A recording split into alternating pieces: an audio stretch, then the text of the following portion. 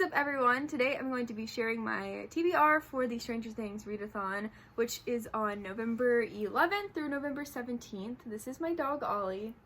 Say hello. Get your hair out of your eyes, Ollie. Be presentable. Be a gentleman. Okay. So, yeah, I love Stranger Things. I've seen every season.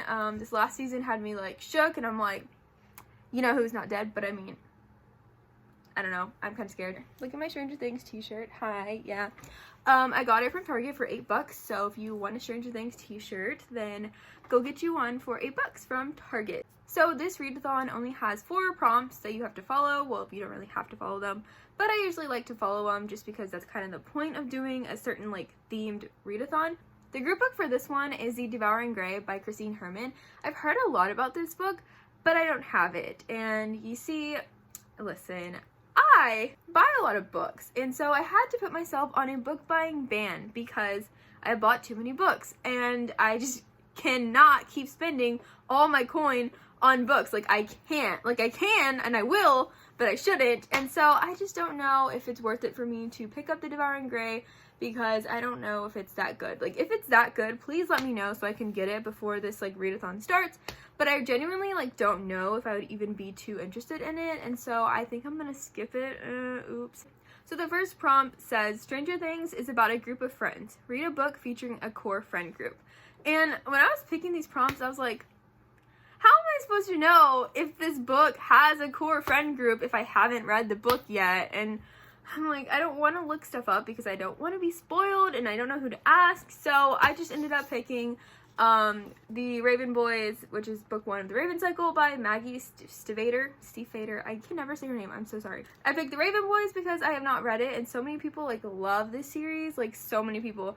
I see it on book Twitter, like, every day. So I'm like, okay, it's time for me to give it a chance. Fun fact, I have 2 copies of book 1. I don't have any of the other ones in the series, but I have 2 copies of the first book, so in case I lose this one, I'll have another one. Makes no sense. My brain, I'm telling you, I'm bad at budgeting my money. But I'm gonna read this. Prompt number 2 says, 11 came into their lives and made an everlasting bond with the group. Get out of your comfort zone and buddy read a book with someone. And I'm very excited about this one. Honestly, I think I'm gonna do this one first, but for prompt number 2, I'm going to be reading God's Grave by Jay Kristoff, which is book 2 in the Nevernight Chronicles, and I cannot express how excited I am. Like, I have been waiting to pick up God's Grave since last month when I read Nevernight, because I gave it 5 stars. If you didn't see that video, go check it out. The beginning is non-spoiler.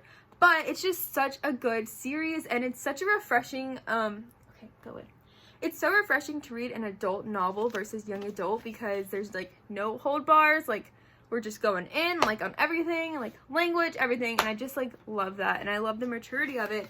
Maybe it's because I'm an adult now, and I need to stop reading young adult. I'm kidding. You don't have to stop reading young adult when you reach a certain age. I don't believe in that, but I think it's just very refreshing for me to change up what I usually read, and so God's Grave, like I said, is book 2 in the Nevernight Chronicles, so I'm going to be buddy reading this with Mel over at Girl Read. I'll link her channel below, probably, just because, in case you want to go check it out, because we did buddy read Nevernight together, so we're going to continue it. I don't think she's doing this readathon, but she said she'll buddy read it with me, and I told her, like, why I wanted to do it, and we were already planning to do it anyway, so it worked out perfectly, and just look at this. Look at Mia. Look at that freaking badass girl. Go! So, number 3. In honor of Robin coming out as a lesbian, read a book with a female-female relationship. Also, wait, pause. Look, I have Robin. Isn't she so cute? So for the prompt number 3, the female-female relationship, I picked Girls in Paper and Fire by Natasha Gann. I have heard so much about this. Like, I literally bought this a while back, like quite a while back, and I've been trying to get to it. I've been wanting to get to it for so long, and I just haven't because I've been picking up other things. This cover is literally the most gorgeous thing ever, though, and I've talked about this book on my channel before and, like, gave a detailed description of what it's about. Do I remember what I said? Do I remember what this book is about? No, not really. But I know, like, a little bit, but not enough to tell you. So go look it up if you want to know. But just know that it's really good, because I've heard it's really good. I haven't read it. Actually, don't take my word, because I don't know, but I think it is going to be really good. I hope. Okay, so for number 4, it says, the show is dark. So read a book with black on the cover, and I'm just like, okay. I totally just changed this up right before I started like filming this. For part number 4, I chose Throne of Glass by Sarah J Maas. I have never read Throne of Glass. I've never read ACOTAR. Like, I have never read anything by Sarah J Maas, and I think that is atrocious to myself. If you haven't, it's not atrocious for you. It's atrocious for me because of how badly I want to read these books and for how long that I've had them, and the fact that I own all 7 on my shelves and I still haven't read them. Like, who am I? Like, why? Like, what is wrong with me? So, I'm gonna read Throne of Glass. This technically looks very purple and gray, but I mean, I'd say that her shirt's black, so it has black on the cover.